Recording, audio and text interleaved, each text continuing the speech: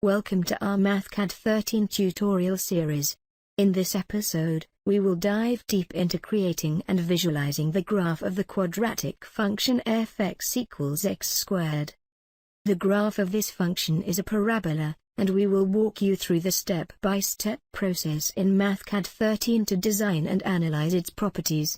Whether you're a student, engineer, or a mathematics enthusiast, understanding how to graph functions using Mathcad 13 can be an invaluable skill. Join us as we explore the powerful graphing capabilities of Mathcad 13 and make the function come to life on screen.